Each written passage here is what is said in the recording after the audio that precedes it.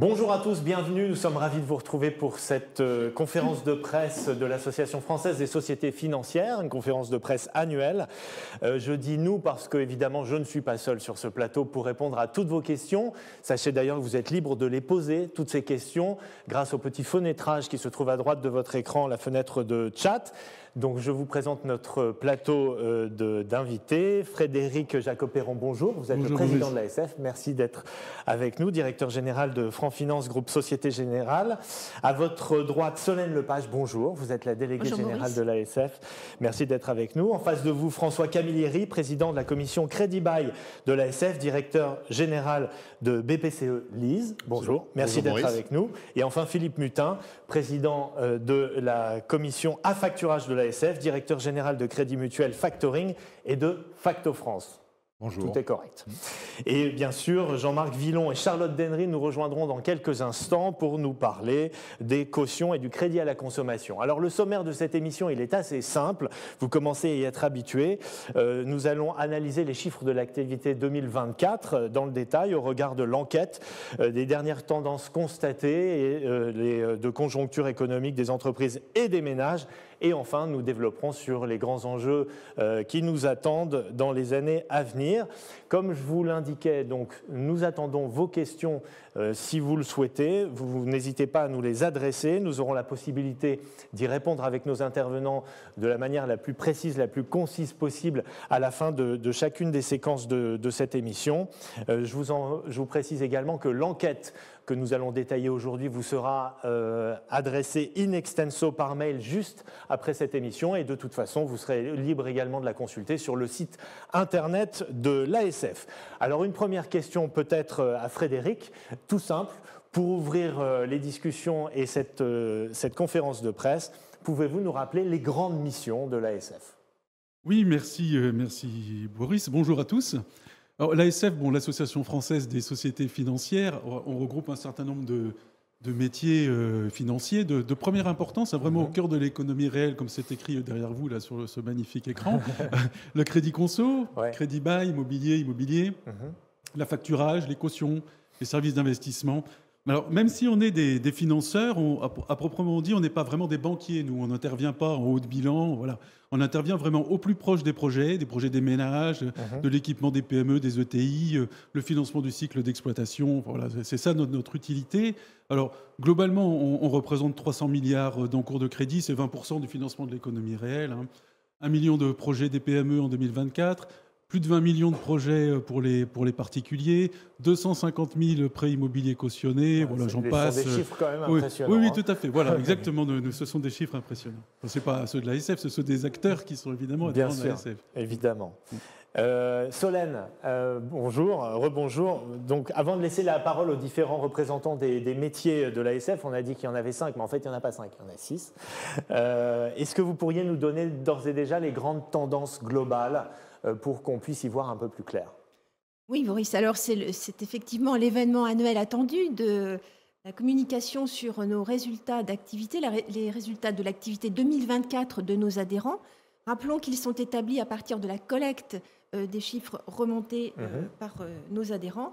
Alors effectivement, je vais présenter ces 5 métiers, mais d'abord un commentaire général pour dire qu'au fond, en 2024, l'activité de nos financements spécialisés a été très en ligne avec ce que nous connaissons du financement de l'économie, de la situation des entreprises et des ménages, c'est-à-dire, conserver un vocable positif, une année globalement stable. Et effectivement, certains secteurs ont enregistré une baisse plus ou moins importante. Alors, d'autres ont réussi à afficher une légère progression. Alors, si nous regardons justement sur les 5 grands métiers, s'agissant des financements locatifs de l'équipement des entreprises et des professionnels, il y avait eu 3 années de croissance. Les financements locatifs cette année ont diminué légèrement à moins 1,1%.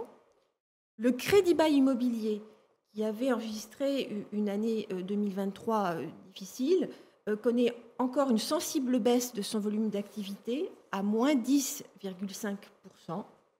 Pour l'affacturage, le ralentissement de la croissance qui avait été observé l'année dernière s'est confirmé, mais avec une légère progression néanmoins de 1,3%.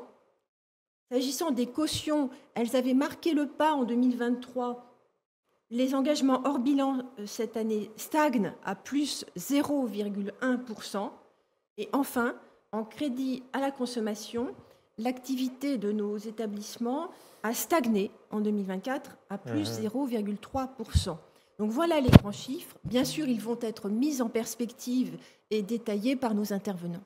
Globalement, le mot-clé, c'est stagnation.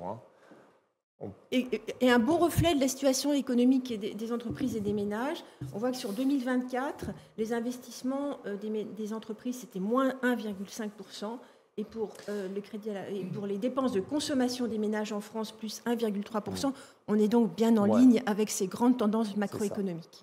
Très bien, merci beaucoup. Après ces propos liminaires, nous allons maintenant rentrer dans le vif du sujet en détaillant les statistiques donc, de tous ces métiers en 2024. Et nous allons commencer avec le premier d'entre eux, qui est le financement locatif de l'équipement des entreprises. Et ça, c'est François Camilleri qui va nous le détailler. Est-ce que vous pouvez nous expliquer déjà, pour commencer, en quoi consiste cette activité, François ? Oui, Boris, bien sûr, avec plaisir. Donc, les acteurs du financement locatif des équipements des entreprises, comme le nom l'indique, sont tous acteurs de crédit bail et de loueurs qui financent tout type d'entreprise, depuis la plus petite, la micro-entreprise, l'artisan, le professionnel, jusqu'à la plus grande entreprise, en passant évidemment par les PME et les ETI, tous leurs biens d'équipement. Donc, c'est plus d'1 million de biens d'équipement qui sont financés chaque année par les établissements de crédit bail et de location. Donc, ça consiste tout simplement à acheter à la place de notre client, on achète le bien d'équipement qu'elles ont choisi, on leur loue pendant quelques années, et ensuite, à la fin de la location, soit on les reprend pour redonner une seconde vie à cet équipement, soit par une relocation, soit par une vente sur le marché d'occasion, soit elles les achètent parce qu'elles ont une option d'achat dans le contrat. Très bien. Est-ce que vous pouvez nous dire maintenant ce qui s'est passé en 2024 de votre point de vue sur le marché du leasing ? Alors, 2024, comme l'a dit Solène, ça marque un arrêt dans la croissance de ce métier qui avait beaucoup cru pendant 3 ans, depuis 2021, 2022, 2023, post-Covid, qui avait été la dernière année de baisse en 2020.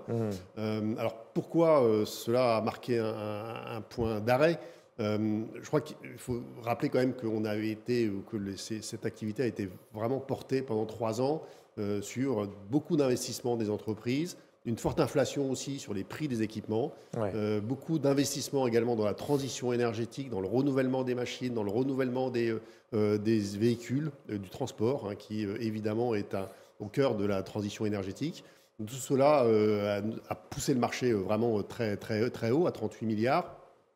Là, moins 1%, on peut dire que c'est une résistance par rapport, mais conforme à la baisse des investissements des entreprises, de moins 1%, comme l'a rappelé Solène. Voilà, ça n'a rien de catastrophique, moins 1%. Ça a été plutôt positif sur les 2 premiers trimestres, et puis ensuite, une baisse plus prononcée, et encore un peu plus prononcée sur le dernier trimestre, qui montre d'ailleurs un début 2025 qui est un peu sur cette même tendance, assez mou sur cette activité. On sent bien que les entreprises sont quand même, depuis le milieu de l'année 2024, plus dans l'incertitude. Il y a eu des incertitudes politiques, des incertitudes que l'on connaît, géostratégiques, incertitudes économiques. C'est pas fini. Donc on accompagne les entreprises dans ce contexte assez compliqué pour elles.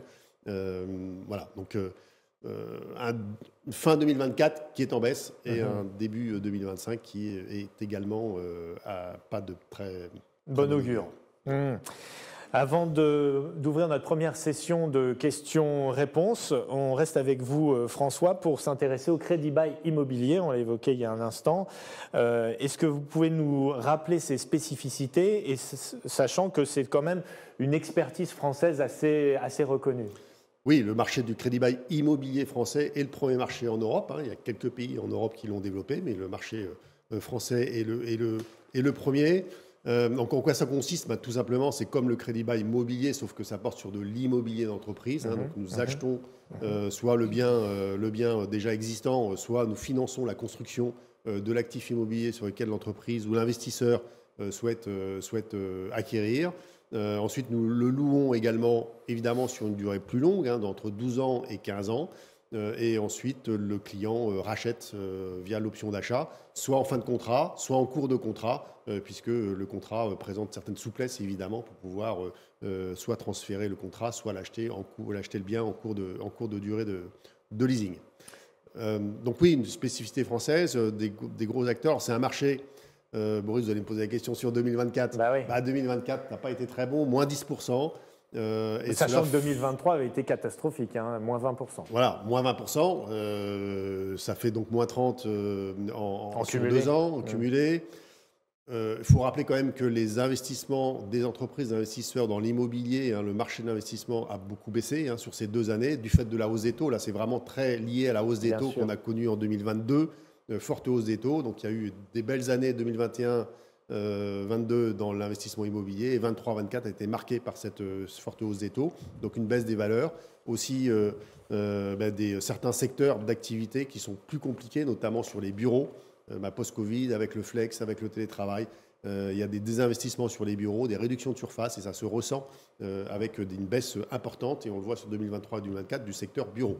Ce qui a bien marché, c'est la logistique, qui a continué à bien se porter sur ces 2 années, sur 2024.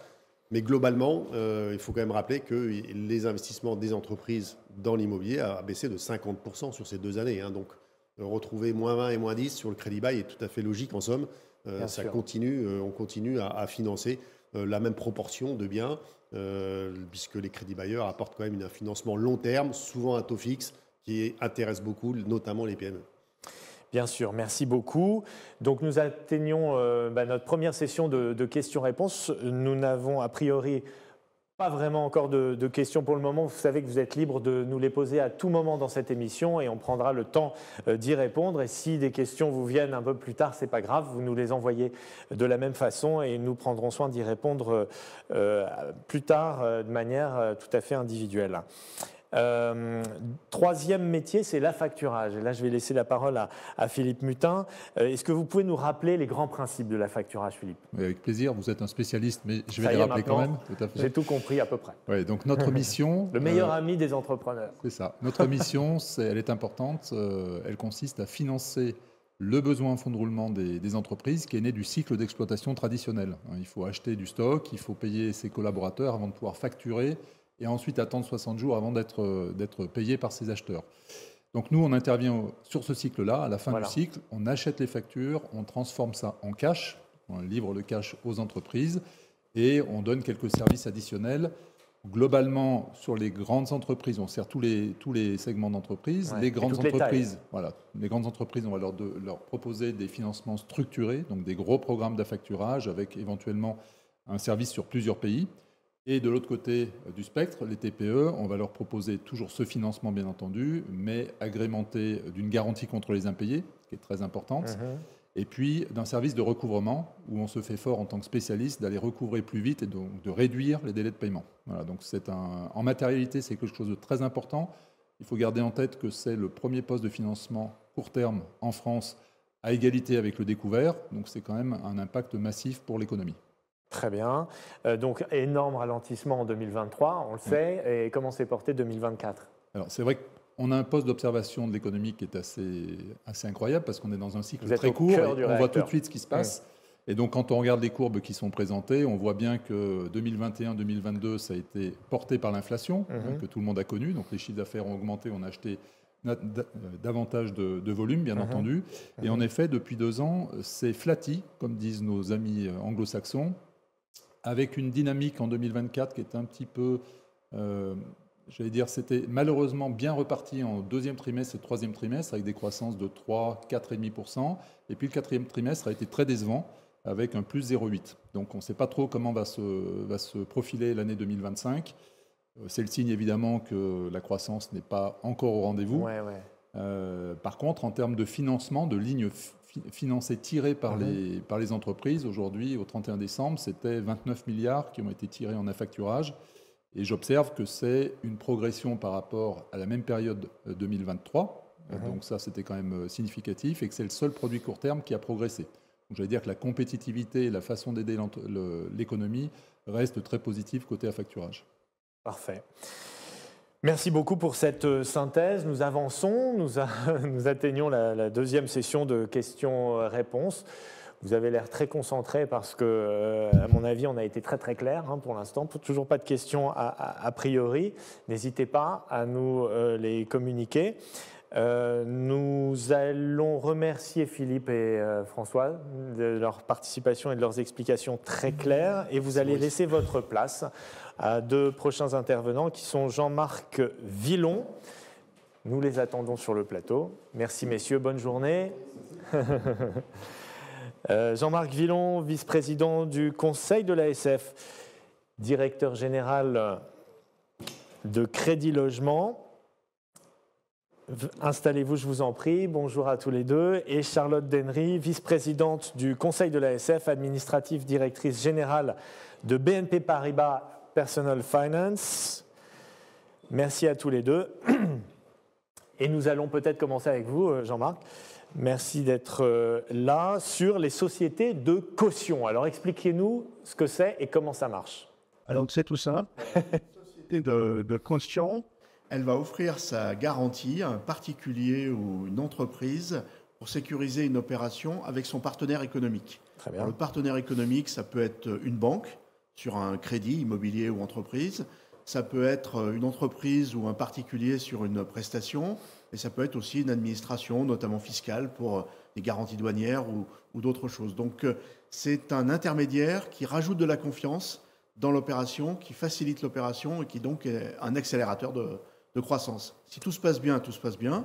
Si par contre ça se passe mal et que celui qui a souscrit la caution ne tient pas ses engagements, la caution se substitue à lui, permet que l'opération se dénoue et puis derrière, elle va se retourner bien sûr contre le souscripteur. Bien entendu. Alors, l'activité 2024, est-ce que vous pouvez nous la commenter en quelques mots ?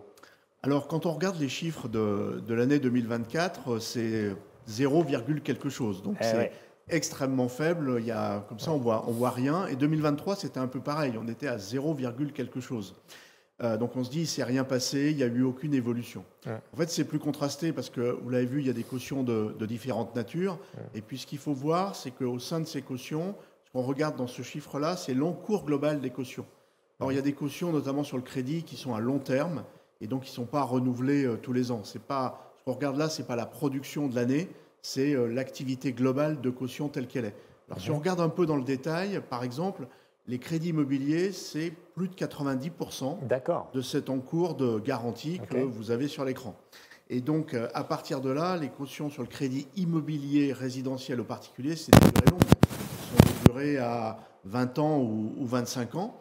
Et ce qu'on observe, c'est qu'en fait, on a eu une année 2023 en baisse continue, avec un crédit immobilier en baisse régulière du fait d'une conjoncture difficile, alors que 2024, on a plutôt une reprise de l'activité. On a touché le point bas en 2023, on a en 2024 une certaine reprise, avec des taux d'intérêt plus bas, qui baissent, avec des prix qui se sont ajustés sur l'immobilier.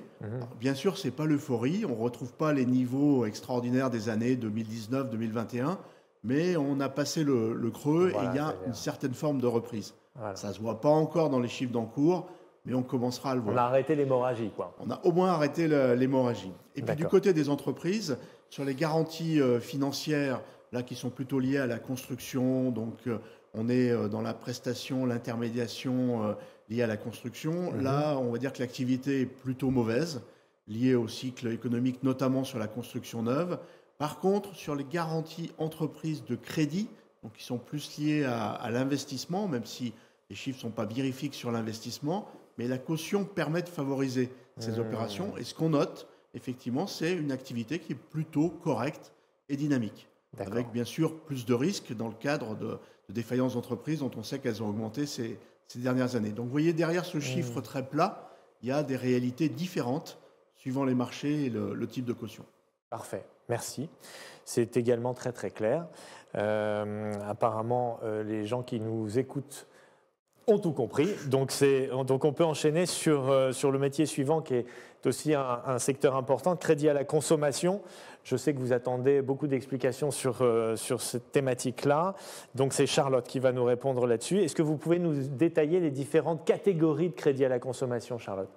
Alors, c'est assez simple. En fait, vous aviez effectivement plusieurs types de crédits à la consommation. On va commencer par ce qu'on appelle le crédit affecté. Donc, c'est un crédit qui est affecté à un bien ou un service. Et lorsque le bien ou le service n'est pas réalisé, le crédit est annulé. On a par exemple le financement des pompes à chaleur ou le financement des panneaux photovoltaïques qui rentrent dans cette catégorie de biens affectés. On a ensuite une deuxième catégorie de crédit qui est le prêt personnel. Alors là, c'est un mode de financement extrêmement souple pour le client puisqu'il n'a pas besoin de dire à quoi il va affecter sa somme. Il bénéficie d'une somme et c'est un crédit traditionnel et il va le rembourser avec un amortissement fixé en accord avec le prêteur. Vous avez ensuite le crédit renouvelable. Le crédit renouvelable, c'est en fait une enveloppe d'argent qui est donnée à un client et qui peut tirer comme il le souhaite et renouveler au fur et à mesure de ses remboursements. Donc vous avez par exemple une enveloppe de 3 000 € qui vous est affectée chaque mois pour pouvoir tirer et répondre ainsi à vos besoins ponctuels. D'accord. Et puis pour finir, vous avez l'allocation avec option d'achat qui est très utilisée dans le monde du financement de l'auto et qui vous permet de financer un bien avec la possibilité et l'option de pouvoir l'acquérir à la fin. Très bien, parfait. Donc même question, toujours, quelle est votre analyse du bilan 2024 du crédit à la consommation et quelles tendances vous identifiez? Alors si on regarde la France, donc les Pareil, chiffres énorme recul en 2023. Si on regarde la France, les chiffres de l'ASF, ce qu'on peut constater, c'est qu'on a une stagnation quasiment de l'activité. C'est le mot-clé C'est un peu de la même chose que ce qui a été dit précédemment, puisqu'on a une hausse très limitée de 0,3% et qu'on arrive à un total pour le monde de l'ASF de 48,1 milliards en 2024.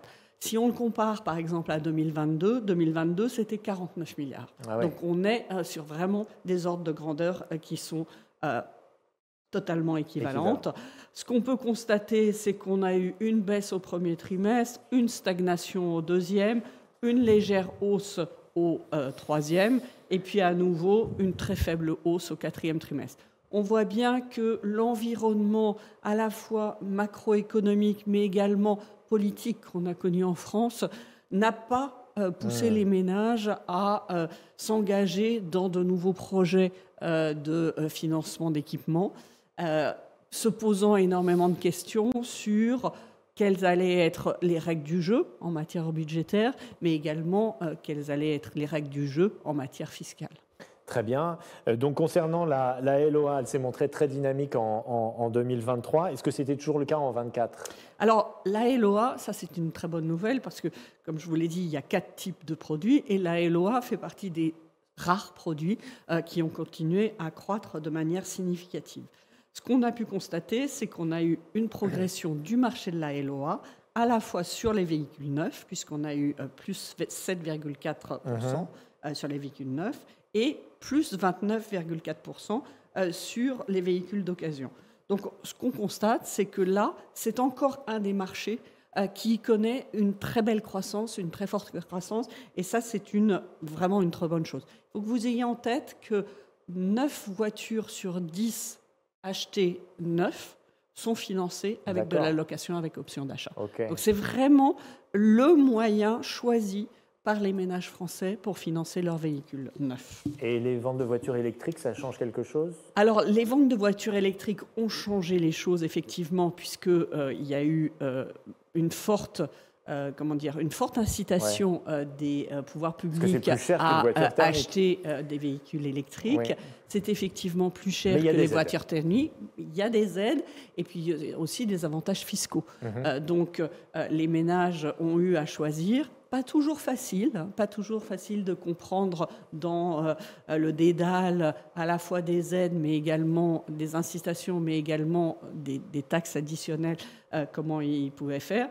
Ce qu'on peut constater, c'est que de manière générale, et je parle à la fois de l'électrique et du thermique, la LOA a eu la primauté parce qu'elle a 2 avantages. Le premier, c'est qu'elle est beaucoup plus souple puisqu'il s'agit de financer l'usage et elle laisse à au ménage la possibilité en fin de contrat de décider s'il veut ou pas acquérir son bien. Et s'il ne le souhaite pas, il a toujours la possibilité de la rendre et de prendre un autre véhicule qui bénéficie justement des avancées technologiques les plus récentes. Et donc quand on est sur l'électrique, c'est toujours plus confortable de se dire qu'on va bénéficier ainsi d'un véhicule avec, par exemple, une batterie qui sera plus avancée, plutôt que de se dire qu'on reprend le véhicule. Le client a ainsi vraiment tous les choix possibles et c'est la raison pour laquelle il choisit la LOA. Parfait. Et qu'est-ce que vous pouvez nous dire maintenant du prêt personnel ?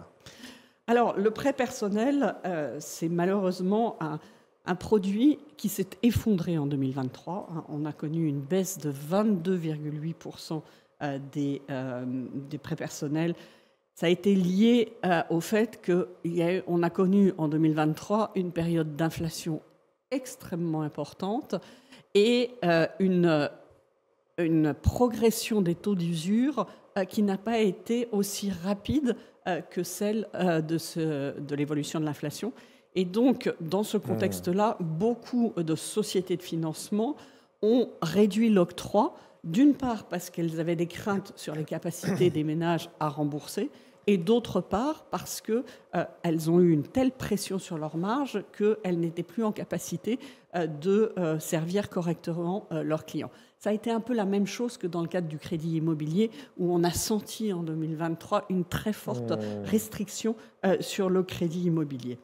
Le volume d'activité, il a connu une très légère reprise en 2024, mais quand vous avez fait moins 22% et que vous faites plus 2,2%, vous ne retrouvez pas encore les niveaux que vous connaissiez avant la crise Covid notamment. Et c'est là où on en est à l'heure actuelle. On a eu aussi en 2023 une chute très significative de ce qu'on appelle le regroupement de crédits. Donc vous proposez à un client de lui regrouper la totalité de ses crédits, que ce soit des crédits immobiliers, des crédits consommation, voire des cartes renouvelables, et vous lui faites un bundle de ces crédits. Mais c'est vrai que l'année 2023, avec une renégociation des taux, l'année 2023, dans le contexte de la hausse brutale des taux, n'a pas permis de faire énormément de regroupement de crédits. Et donc, on commence tout juste à voir un redémarrage du regroupement de crédits, mais on n'a pas retrouvé des niveaux qu'on connaissait avant la crise Covid. Très bien. Et concernant le crédit renouvelable ? Alors, le crédit renouvelable, là aussi, on a une très, très légère augmentation, puisqu'on a connu une augmentation de 0,3%. Donc, on voit bien qu'on est sur la barre quasiment du zéro. On est à 10,7 milliards de crédits d'euros. On a connu, en fait, au premier semestre, une légère baisse. Deuxième trimestre, également une baisse. Et puis, c'est redevenu un tout petit peu plus dynamique au cours du troisième trimestre et quatrième trimestre. Mais on voit bien qu'on est très flat sur le crédit renouvelable. Flatty, comme Flatty, voilà. Philippe Mutin. Très bien.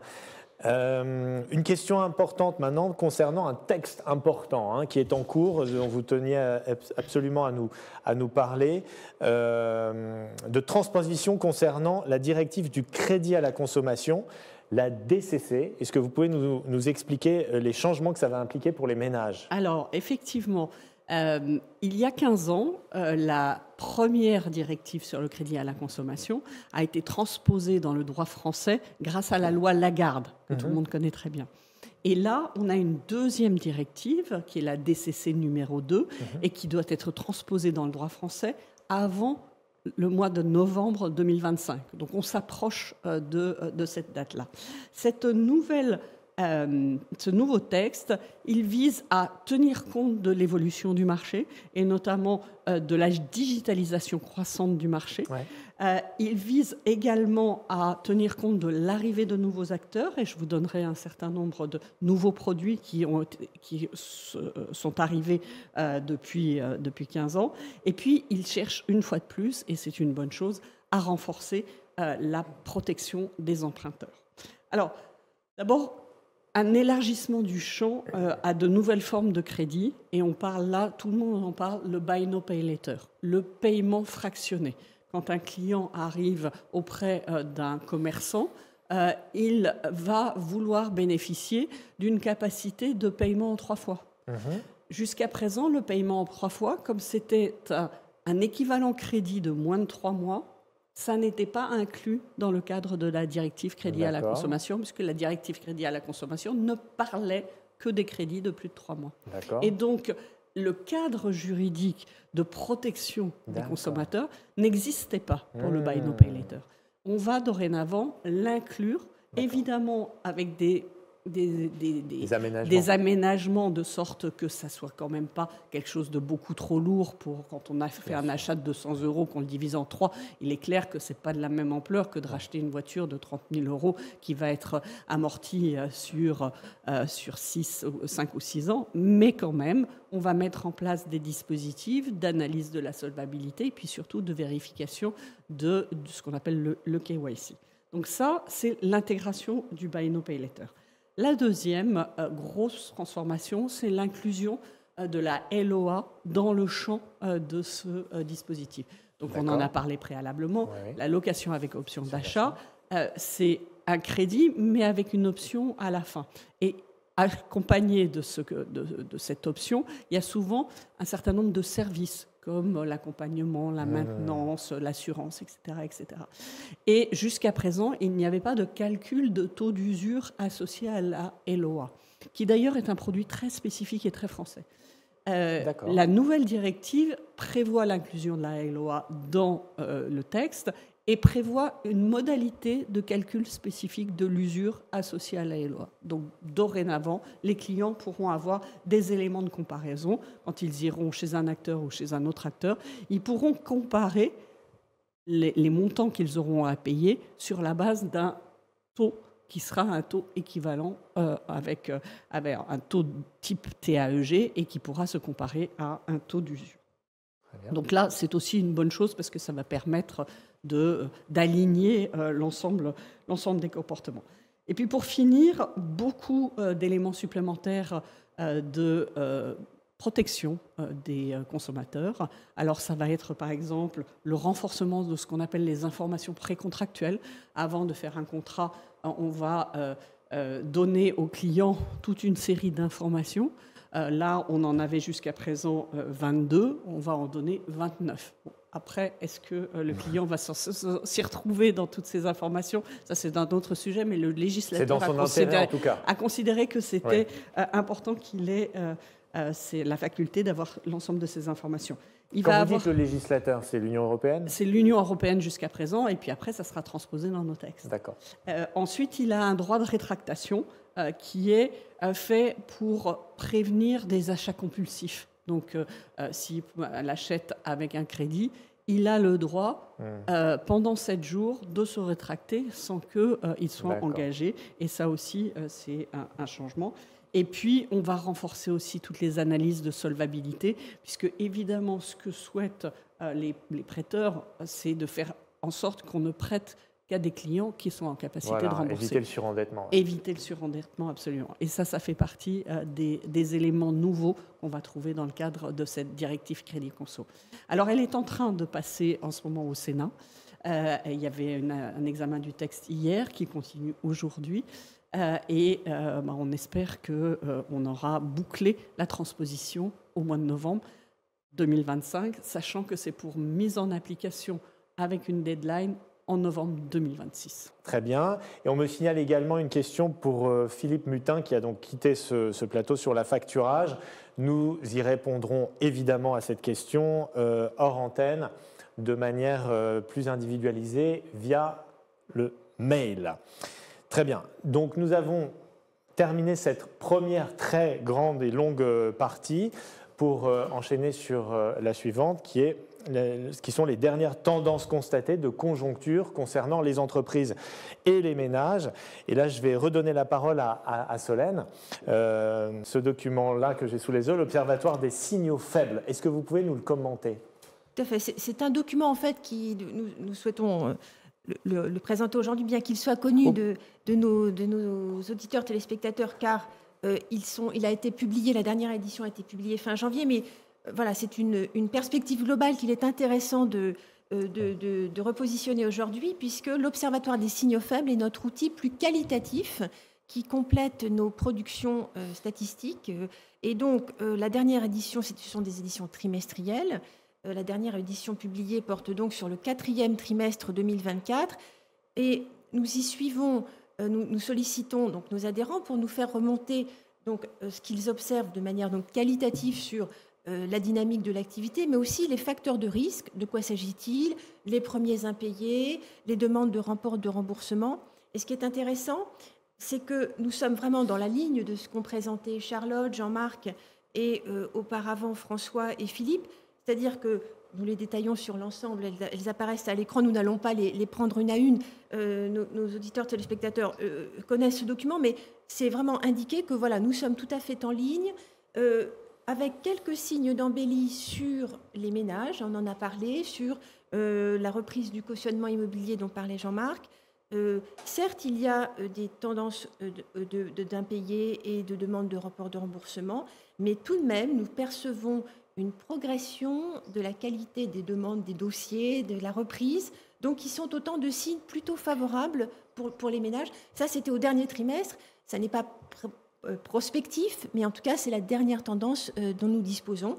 En revanche, sur les entreprises, effectivement, attentisme qui reste de mise et qui conduit avec, effectivement, là aussi, quelques éléments de facteurs de tension, de besoin de trésorerie qui ressortaient, par exemple, sur l'affacturage.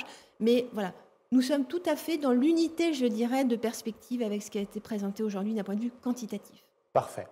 On me signale que des questions arrivent, donc concernant notamment les crédits conso. Donc, on y répondra, comme je vous le disais, après cette émission. J'aimerais qu'on revienne un instant sur un 6e métier qui est un petit peu particulier, qui est le prestataire de services d'investissement. Et pour ça, je vais laisser la parole à Frédéric. Est-ce que vous pouvez nous en dire quelques mots ? Oui, bien sûr, merci Boris. En fait, les adhérents de l'ASF qui sont PSI, prestataires de services d'investissement, en général, ce sont à côté des gros acteurs, des établissements financiers de plus petite taille, plus spécialisés. Globalement, c'est des sociétés de gestion qui s'adressent à des clients qui recherchent une gestion de conviction, une gestion à valeur ajoutée et probablement moins contrainte que celle qu'on peut trouver dans les très grands établissements de gestion d'actifs qu'on connaît sur le territoire. Très bien. Alors l'ASF a d'ailleurs présenté récemment sa proposition de dispositif 360 pour orienter l'épargne des Français vers le financement de l'économie européenne. Est-ce que vous pouvez nous en dire plus sur cette initiative ? Avec plaisir, parce que c'est un de nos combats principaux en ce moment. En fait, pourquoi 360 ? Alors pourquoi ? Déjà parce que on parle d'un dispositif 360 parce que ça traite tous les aspects du sujet et c'est venu en réaction aux propositions de produits d'épargne européens. Parce que nous, on pense que parler de produit, c'est la chronique d'un échec annoncé. Faire un nouveau produit aujourd'hui, les distributeurs n'en veulent plus. C'est-à-dire qu'aujourd'hui, les grands distributeurs d'épargne, c'est des banques. Elles pensent qu'à une seule chose, c'est à simplifier leur catalogue d'offres. Dès qu'on leur parle de nouveaux produits, c'est quand même pas la meilleure façon de... Voilà. Donc nous, on préfère raisonner sur la base d'un dispositif avec des choses existantes ou qu'on peut faire évoluer. Premièrement, si on veut parler d'actions européennes, le meilleur produit pour le faire, c'est le PEA, en France en tout cas. C'est fait pour ça, c'est fait pour recevoir des actions européennes. Donc pourquoi aller inventer autre chose ? Le PEA est fait pour ça. Deuxièmement, nous, ce qu'on constate, c'est que l'épargne en France, elle est bloquée chez les personnes âgées. Qui à un moment finissent par malheureusement décéder, et leurs enfants héritent quand ils ont entre 65 et 70 ans. C'est trop tard. À cet âge-là, l'épargne n'est plus productive. Déjà, elle n'est pas forcément investie sur des supports actions, ce qui est ce que l'on souhaite. Et en même temps, elle reste bloquée en épargne. Donc nous, ce qu'on dit... Comment vous l'expliquez, c'est d'ailleurs ce trésor de guerre français, qui est spécifiquement français on sait qu'en France, les générations les plus âgées sont favorisées par rapport aux générations les plus jeunes. Et ça, il faut le changer. Il faut le changer avec les donations. Vous savez, Boris, que la France est le pays qui taxe le plus en Europe les donations. Vous prenez aujourd'hui en Italie, c'est 0% les donations jusqu'à 1 million d'euros. En Allemagne, c'est 0% jusqu'à 400 000 euros. Au Luxembourg, en Suède, c'est gratuit. Vous n'avez pas entre ascendants et descendants. Je ne parle pas pour des tiers. Donc, en France, on taxe énormément les donations. Nous, on dit, non, si on veut débloquer l'épargne et la rendre productive, il faut la passer des générations âgées vers les générations jeunes. C'est évident. Enlever ce verrou, en fait. Enlever le verrou, exactement. Alors, on nous dit que c'est un cadeau aux riches. On nous le dit parfois et on explique que non, ce n'est pas vrai parce que nous, on ne dit pas qu'il faut le faire gratuitement. On dit qu'il faut les taxer à un taux attractif, mais les taxer quand même. Ça veut dire qu'on taxe tout de suite un peu, ce qui serait taxé demain beaucoup dans le cadre des successions. Donc en fait, c'est pas un cadeau, mais on avance la transmission intergénérationnelle. C'est fondamental. Et en faisant ça, à l'intérieur du PEA, on dit cette donation, ça fonctionne si vous le mettez sur des supports actions européennes. Et on boucle la boucle. On s'adresse à des clients plutôt jeunes. On participe à l'éducation financière du pays, qui en manque cruellement. Voilà, c'est pour ça qu'on parle de dispositif 360. Ça traite à peu près tous les aspects du sujet. Alors on pousse ça auprès de tous ceux qui veulent bien nous entendre, les autorités françaises, européennes. Voilà, vous êtes confiant? Oui, on est forcément confiant parce qu'on n'a pas trouvé la faille dans le raisonnement. Alors on attend qu'on nous l'expose. En toute logique. Voilà. C'est l'époque du bon sens, paraît-il, donc on devrait pouvoir y arriver. Exactement. On arrive vraiment presque à la fin de cette émission. Les choses vont assez vite. Sur les perspectives d'avenir, je vais vous laisser la parole, Frédéric, là-dessus. Quels sont les grands défis à venir pour les métiers de l'ASF? Ah oui, alors évidemment, ça a été largement dit. On est dans une conjoncture très attentiste, très anxiogène. Et nous, le premier enjeu de nos métiers, c'est d'accompagner les clients, particuliers entreprises, dans ce moment quand même qui est très compliqué et dont on ne voit pas complètement la fin non plus. Voilà. Donc il faut qu'on simplifie. Forme d'incertitude. Et là, cette incertitude-là, nous, on doit incarner une forme de stabilité, de présence dans cette. C'est un enjeu clé. Ensuite, malgré tout ce qui se passe et les besoins de financement nouveaux qu'on voit apparaître avec la conjoncture du moment, il y a quand même la transition écologique et numérique qu'il faut financer. Donc là, nos acteurs sont l'arme au pied pour ça.